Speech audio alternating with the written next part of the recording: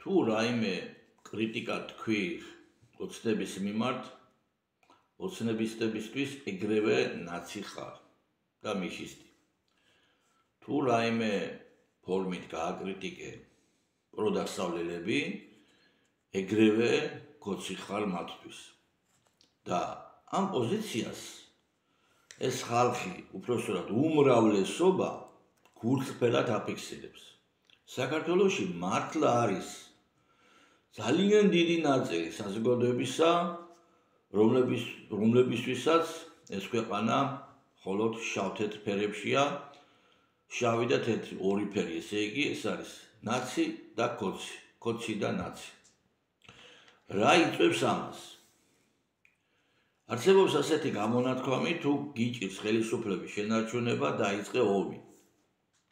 აი, გავიხსენოთ. ჩეჩნეთის ომმა გამოიწვია პუტინის ძალაუფლების გაძლიერება, ალიევის ავტორიტეტი გამოიწვია ყარაბახის და ასე შემდგომ ეს მარტო რუსეთსა და აზერბაიჯანს ყველა ქვეყანაში ასე ხდება. ჯერ კიდე 90-იან წლებში, როდესაც შევარდნაძე იყო ახალი მოსული გაატრიალების შედეგად, რამდენიმე თვეში, 92 წლის აგვისტოს თვეში დაიწყო ომი აფხაზეთში.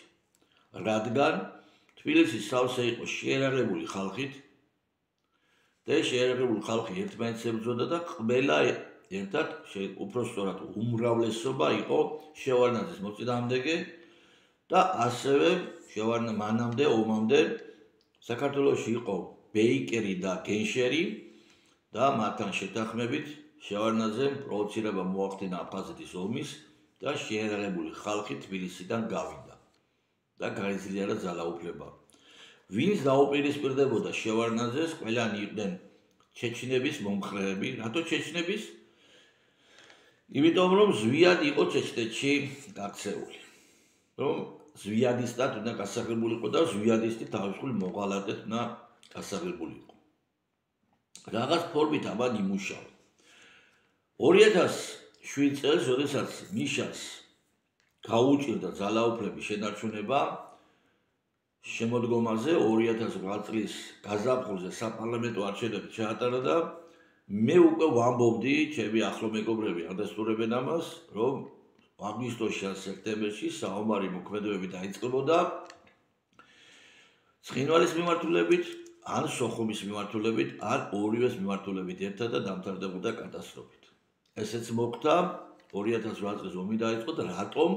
იმიტომ რომ განტევების ვაცი და საფრთხობელა უნდა ყოლოდა ხელისუფლებას, რადგან თუ ვინმე მერე მისას დაუპირისპირდებოდა, ეგრევე უნდა მონათლულიყო ის რუსეთის აგენტად. რუსეთთან ომის პროვოცირება იყო მიშას ძალაუფლების შენარჩუნებისთვის აუცილებელი სასიცოცხლო მნიშვნელოვანი. როდესაც ბიძინა მოვიდა, თავიდან ფიქრობდი და პატარა მოკლე მონაკვეთი ფიქრობდი, რომ სომხეთთან დაზაბავდა ის ასეთ მდგომარეობას და სომხეთს წარმოაჩენდა საფრთხობელად, მაგრამ შევწდი აქ და მალევე დავწმუნდი, რომ ბიძინამ უკვე არა გარე, არამედ შიგა ძალები შექმნა საფრთხობელად, ეს არის კოლექტიური ნაცები და 12 წელიწადია უკვე საზოგადოება ყავთ ოცნებას დაფეთებული. თუ ჩვენ არ მოგცემთ ხმარს, აგერ მოვლენ მიშა და კოლექტიური ნაცები და შეგჭამენო. ასე ცხოვრობს ჩემი ქვეყანა. ზოგი, პროდასავლელები, პროდასავლელები ეს არის კოლექტიური ნაცები, ერთდროულად რო ვთქვათ, ისინი დაფეთებულები ყავს მათ ლიდერებს რუსეთით, თუ რამე ამოვიღე ხმა და ეგრევე რუსეთუმე ხარ, და ბიძინასა და ოცნებას დაფეთებული ყავს მეორე ნაწილი საზოგადოებისა, თუ რამე თქვი მათ მიმართ, ეგრევე მიშისტი ხარ და ავადმყოფი პროდასავლელი ხარ. და ადამიანებს ეს გულწრფელად ჯერათ. ამომრჩეველი დაახლოებით არის 2 მილიონი საქართველოში.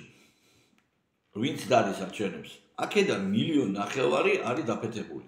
9,5 მილიონი სადღაც მიახლოებით ვამბობს.